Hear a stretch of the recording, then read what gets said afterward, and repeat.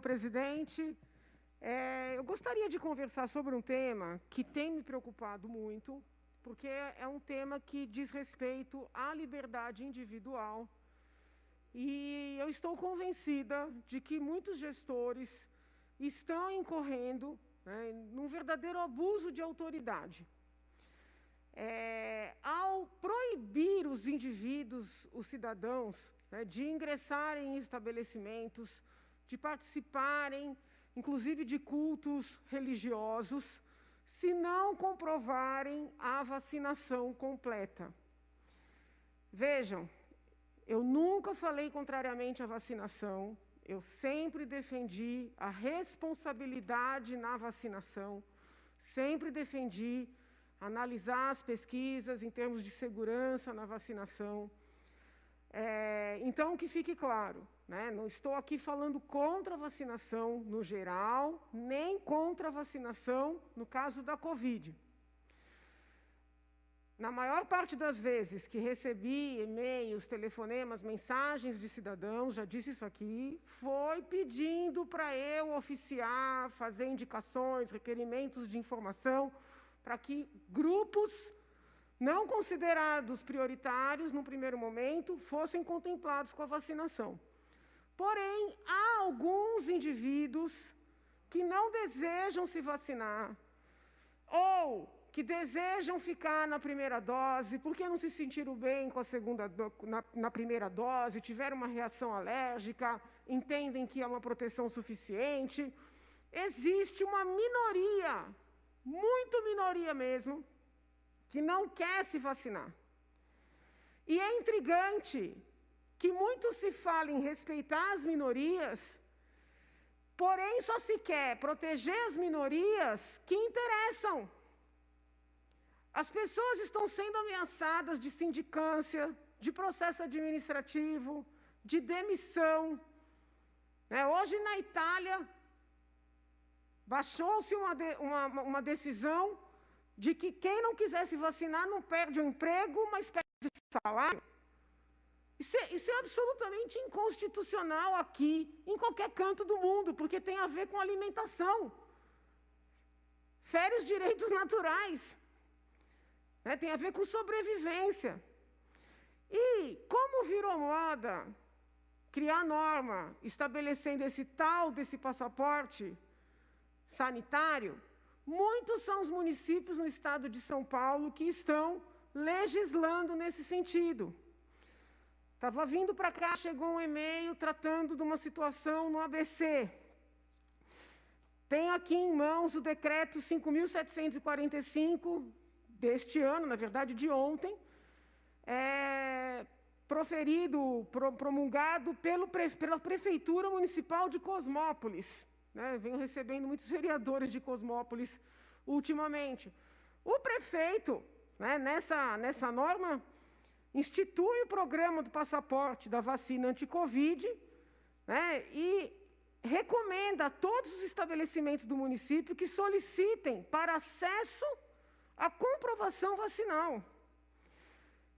Determina, por exemplo, que templos, cinemas, com frequência de mais de 100 pessoas, exijam a comprovação. Será que este é o caminho? Será que o caminho é estabelecer mais uma forma de discriminação? Tem um colega aqui da casa que acabou de apresentar um projeto para proibir deputados que não tenham as 2 doses de ingressarem no plenário.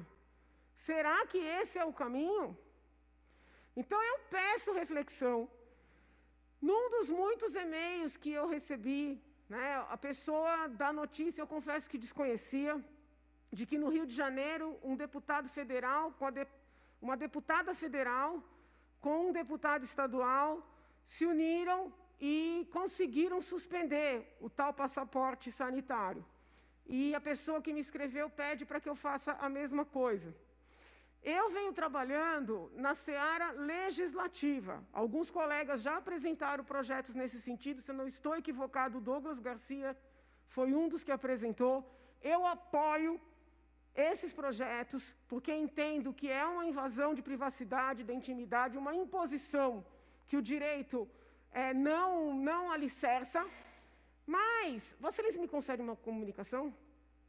É regimental, prossiga, deputada. Mas eu preciso que os cidadãos de São Paulo compreendam que, apesar de eu ser advogada, olha que coisa intrigante, né? E eu falo isso com muita dor. Eu estou impossibilitada de advogar para o povo de São Paulo. Olha que intrigante. E eu confesso que isso foi um choque, né? Porque eu sempre amei advogar, eu sempre me senti muito completa na advocacia. Mesmo o processo de impeachment, né, do qual eu tenho o maior orgulho, muitas vezes eu no meio daquela dificuldade toda, eu dizia, agora eu vejo sentido, né? Por que eu fiz direito? Agora eu entendo por que eu fiz direito. Então, eu poder advogar sempre foi algo muito importante para mim. Quando eu entrei aqui, o primeiro embate em que eu me envolvi foi com relação ao Minhocão. Não sei se os senhores vão se lembrar, fiz até uma audiência pública. Eu estava determinada a entrar com mandado de segurança para impedir a construção de um parque no Minhocão. Pois bem, foi por Deus que eu consultei a Procuradoria da Casa.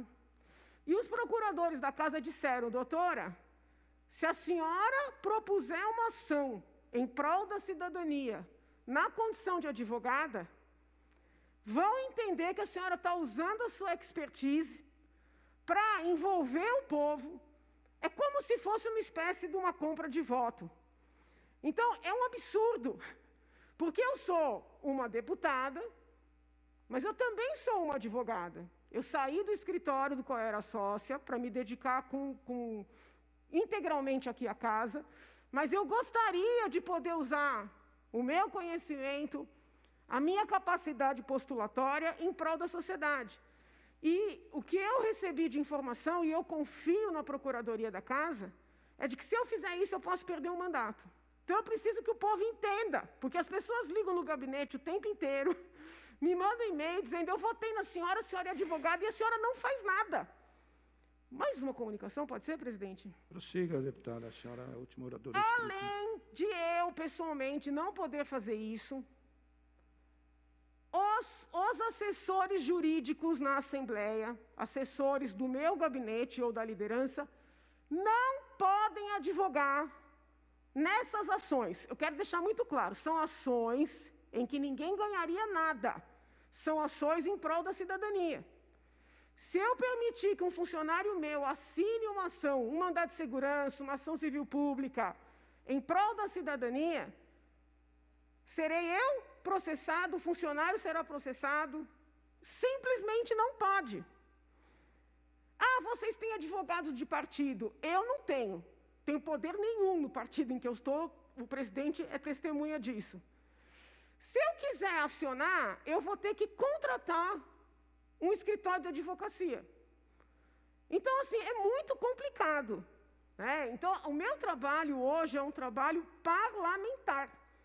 É um trabalho de apresentação de projetos, de envio de ofícios, de falar muito do que ninguém pode falar, e daí a importância desse trabalho.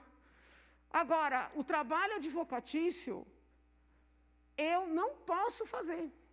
Então, por que a senhora não entra com uma ação? Porque eu estou aqui como parlamentar. Eu estou aqui como parlamentar. Daí a constatação que muita gente só tem depois que entra na política, de que muitas vezes o cargo retira alguns poderes da gente. Isso até deveria ser tema de reflexão, tema de debate acadêmico. Aliás, o papel do parlamentar é pouco estudado no nosso país.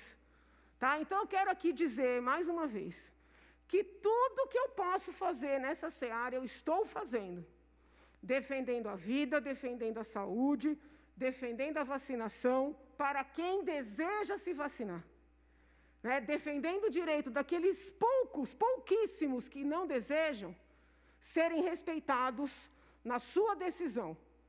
Me manifestando frente às autoridades, tenho falado com secretários, com ministros, levando essa argumentação jurídica, Infelizmente, eu não posso fazer mais do que isso.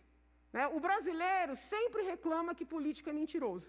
Quando um político fala a verdade, diz, olha, eu não tenho como ir além, aí ele fica incomodado. Né? Prefiro incomodar com a verdade do que enganar com uma mentira. Eu estou fazendo o que pode ser feito. Peço encarecidamente às autoridades do Poder Executivo, revejam a violência desses passaportes medicinais, vacinais ou sanitários, como queiram denominar. Muito obrigada, senhor presidente. Vossa Excelência vai querer fazer uso da palavra ou não?